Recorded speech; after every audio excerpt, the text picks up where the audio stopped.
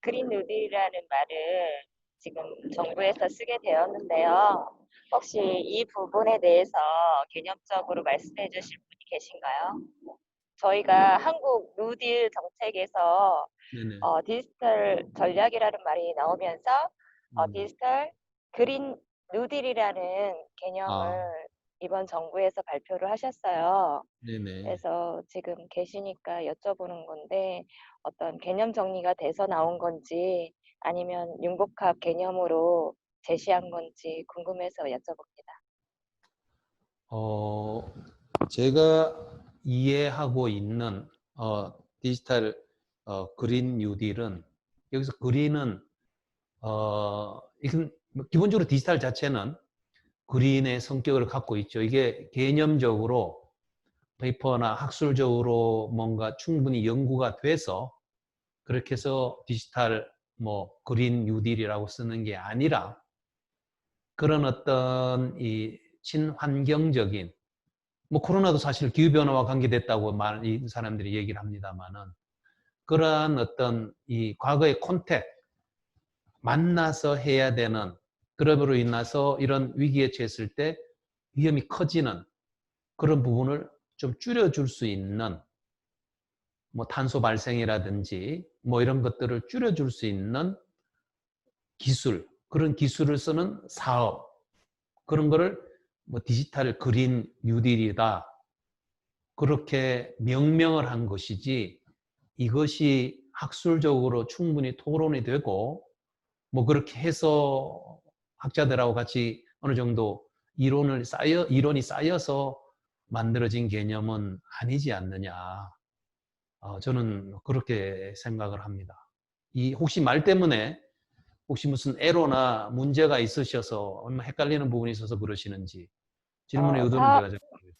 네, 저의 질문의 의도는 사업의 방향성에 사업의 코드에 분류가 돼 있었기 때문에 개념 정리가 학문적으로 되어 있어서 그런 건지 궁금했습니다.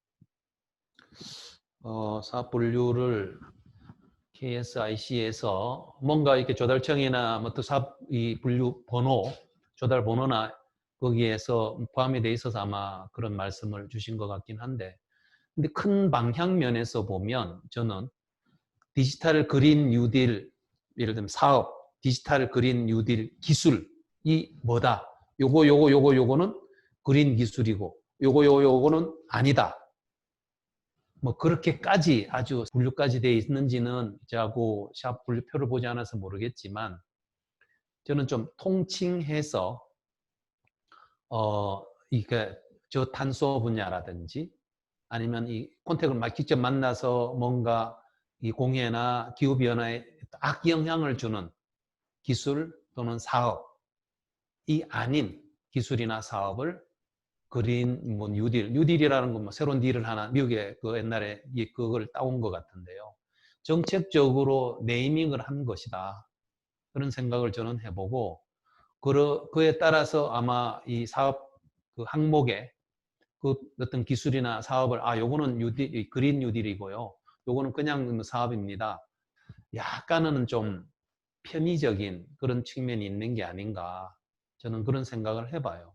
조금 더 요거는 학교나 뭐 선생님들께서 조금 더 정리나 논의를 좀 해서 정리해 줄 필요는 있겠다. 근데 사업하는 사람이라면 저는 크게 봐서 디지털 기술은 원칙적으로 말하면은 그린 기술로 볼 수가 있는 부분이 많습니다.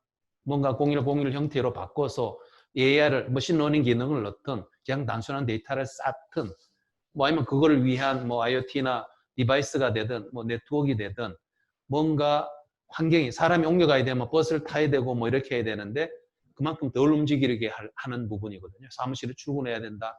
집에서 공부를 해야 된다. 뭐 이렇게 지금도 회의도 많은 분들이 오시지 않고 이렇게 하면 그만큼 교통량은 대부분 교통은 아직 우리가 전기차나 이런 부분이 안 되어 있으니까요. 줄여줄 수 있는 부분이라서 본질적으로 디지털 기술은 그린화하는 기술이다. 근데 직접적으로 그린으로 가는 그런 솔루션이나 서비스, 그 다음에 그를 위한 하나의 투자나 사업들, 뭐 그런 것들은 어떻게 보면 그린 하고 직결되니까 투자를 하고 우리가 그 사업으로 가자. 그렇지 않은 거는 좀 간다. 뭐 직접 입찰을 하고 해야 되는 분야는 현실적으로 부닥칠 문제이긴 하지만 저는 크게 봐서는 디지털 또는 IT 분야는 그린하고 상당히 가까운 분야이기 때문에 그 안에서 어떤 분야 좀 더 우리가 그린 쪽으로 강조하고 싶다면 뭔가 이 선택을 좀 더 집중하면 우선이라든지 이런 부분은 있겠죠. 근데 큰 차이는 과연 있을까? 지금 현재 가지는 비즈니스 모델의 강점 나가면서 그린 분야를 좀 더 뭔가 더하기를 하든지 하면 결국은 비즈니스 찬스는 더 많이 오지 않을까. 뭐 제가 들을 수 있는 건 한 그 정도 코멘트입니다. 답이 된지 모르겠습니다. 네, 충분히 답이 되었습니다. 고맙습니다. 그리고 더 질문해도 되나요?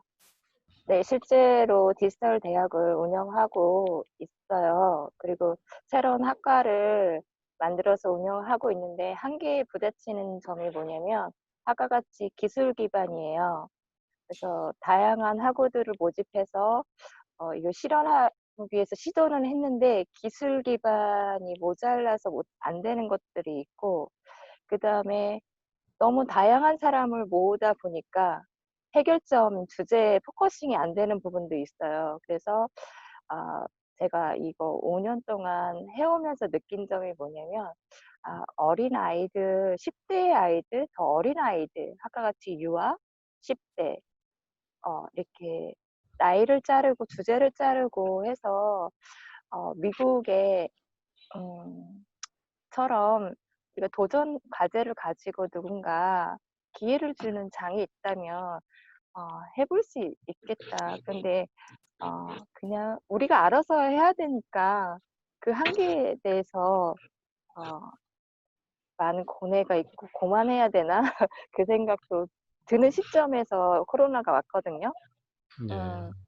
네, 그래서 지금 저도 역시 AI를 다시 배워야 되고 데이터 분석을 누군가 저한테 주는 게 아니기 때문에 협력을 하는데도 한계가 있고 스스로 개척해야 되는 부분이 있어요. 원래 제 전공이 아닌데도 불구하고 이런 부분이 좀 많아요. 협력이라든지 협업의 한계, 그 다음에 아까 같이 어떤 학문적 정립이 안 된 상태에서 개념의 오류를 하다 보니까 서로 의사소통이 안 되는 부분이 있어요. 이럴 때는 어떻게 해결하면 좋을지 또 묻고 싶어요. 뭔 말씀을 드리려면 융합이 내가 예를 들면 예술을 했다. 나는 운동을 했다. 수학이나 이렇게 공학, IT, 몰라. 근데 어쩌다가 내가 보니까 그런 젊은 뭐 10대가 된 어린 친구들한테 뭔가 IT나 디지털 기술을 써서 새로운 어떤 뭔가 비즈니스를 하든 새로운 재미있는 아이디어를 만드는 그런 교육하는 사업을 하게 됐어. 근데 나는 그걸 몰라. 자, 약간은 문제상이 비슷한 느낌처럼 들어서 제가 이런 말씀을 드리는데 융합이 참 힘듭니다. 문과, 이과가 서로 커뮤니케이션이 안 되고 이게 IT에도요. 통신공학 하는 사람하고 컴퓨터공학 하는 사람하고 달라요. 통신하는 사람하고 제가 컴퓨터 하는 사람하고 받는 차이 경험을 지금 많이 하는데 통신은 이 요즘 스마트폰 5G 뭐 이런 게 많지 않습니까? 이게 지금 기지국 장비나 이거 하는 사람들은 99% 통화율 가면 안 돼요. 그 장비는 떨어집니다. 이 시험에서 납품이 안 돼. 왜? 99하고 그다음 9가 몇 개 더 붙어야 돼요. 99.999%쯤 되면 합격을 받아요. 근데 요즘 이제 AI나 이게 컴퓨터 이 공학 하시는 분 게임 뭐 대표적으로 그냥 이 베타 버전은 그냥 릴리스를 합니다. 뻑 생기죠. 막 죽죠. 그러면 한두 달 또 작업을 해서 고쳐요. 그래서 이 IT 하는 안에서도 보면 그 문제를 푸는 방식이 좀 달라, 철학이 달라서 그런 일이 있는데 저는 기술을 몰라서 기술 관련된 비즈니스를 할 수가 없다. 힘들다. 없다라기보다 힘들다. 주변에 기술이 있는 기관들, 도움을 줄 수 있는 뭐 예를 들면 대학이라든지 요 애틀이나 이 연구소 그런 그 조직들이 우리 사회에 많이 있습니다. 상대적으로 IT 강국이라고 우리가 하는데 그런 인프라가 많이 있습니다. 민간에 예를 들면 무슨 학원 같은 이런 데도 있고요. 선생님들도 보면 요즘 초등학교 선생님들도 교대에 컴퓨터 이런 전공하신 분이 있어서 초등학교 학생들한테도 그 지난번에 제주도에 어떤 선생님들 모임이 있어서 뭐 코딩 클럽을 만들어서 운영하신다더라고요. 그래서 학교에 이제 컴퓨터 교육을 많이 해서 애들도 사설학원은 많지는 않지만 그 학교에서도 가르치고 중학교, 고등학교도 많죠. 고등학교는 정보산업 고등학교 이렇게 많고 대학은 당연히 과가 있고 그 다음에 뭐 부설 뭐 이런 데도 있고 그래서 중기부 뭐 팁스라든지 여러 어떤 기술을 아는 기술 경험이 있는 그래서 컨설팅이랄까 그런 기관들이 주변에 있다.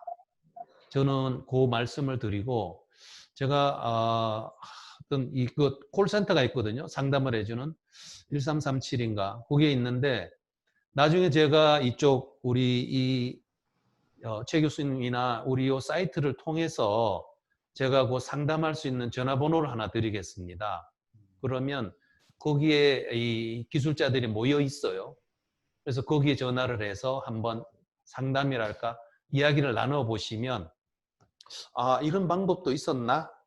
내가 아는 건 여기인데 이렇게 우리 사회의 뭔 기관이나 무료로 해주는 기관이 있구나 하는 그런 것을 알게 될 것 같아요. 그걸 제가 과기정통부 있을 때 만들어놔서 꽤 인기가 있는 데인데 1337인가 이게 제가 그 번호를 하나 드리겠습니다. 한번 전화를 하셔서 일단 얘기를 들어보면 저런 조직이나 저런 기관이 있었네 하실 겁니다. 전체적으로 주변에 이렇게 보면 그런 기술을 몰라도 기술에 대한 자문이나 도움을 주는 조직들 그런 것들이 있다. 그거는 뭐 한두 개 사례는 제가 드릴 수 있을 것 같습니다. 지금 당장은 떠오르지 않아서 그런데 거기까지 제가 답을 드리겠습니다. 예, 제가 중간에 죄송합니다. 이게 PC가 뻑이 나가지고 중간에. 그 말고 혹시 뭐 또 다른 예. 우리 이순석 부장님 아까 이게 어떤 분이 그런 엔비디아 배불러주는 사업을 하냐 뭐 이런 얘기를 했는데 혹시 애트리의 롤 뭐 지금까지 반도체 아까부터 한 30여 년 이상 쭉 역할을 해오셨는데 지금 계속 기술은 나와요. 핵심은 되고 뭐 클라우드다 요즘 AI다 많은 얘기가 되고 있는데 애트리를 뭐 떠나서 아니면 애트리 하나의 구성원이시니까 한번 크게 보면 기술 전략 그 차원에서 현장에서 이런 에러를 출연연구소나 뭐 대학이나 어떤 식으로 풀어나가야 될지 한 말씀 부탁드립니다.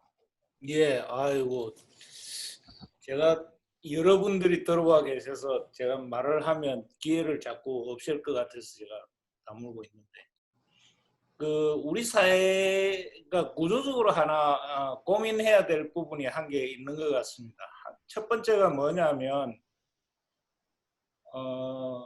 새로운 가치를 만들어내는데 처음부터 아주 가성비 높은 솔루션을 만 받아들이는 구조가 돼 있어요. 사회가. 그러니까 뭔가 R&D를 해가지고 아직 가성비가 확인되지는 않았지만 그것이 사회에 수용될 수 있는 가능성이 거의 제로다. 그러니까 우리 스타트업들이 힘들어하는 이유가 다 외국에 가서 그걸 증명을 해서 코스트 다운을 다 시켜야만 우리나라에 들어올 수 있는 그런 상황인 것 같다. 그게 상당히 힘든데 어떻게 그러면 구조적으로 좀 바꿀 수 있을까라는 관점에서 우리가 전략적인 움직임이 좀 필요할 것 같습니다. 정부에서 해주는 역할이 결국에는 마켓 볼륨을 좀 키워주는 거지 않습니까? 그런 것 같으면 시장을 하나의 단일된 시장으로 만들어주는 그런 움직임들을 한번 만들어 보자는 거죠. 예를 들어서 지금같이 컴퓨팅 파워가 엄청나게 필요할 때 우리나라 클라우드 사업자들 쪽으로 그런 수요를 몰아주고 클라우드 사업자는 우리나라 서버 개발하는 그런 기술들을 수용해주는 그런 형태의 전략적인 움직임들을 좀 만들어내는 게 필요하지 않나 그런 생각을 하고 있습니다. 그냥 냅두고는 우리나라 기술들 기반이 되는 기술들이 가격 경쟁력을 맞추기가 힘든 상황이기 때문에 싹이 자라질 않습니다. 정부에서 해줘야 되는 역할이 그런 전략적인 이런 교환이 일어날 수 있도록 해주는 그런 고민들이 좀 필요할 것 같습니다.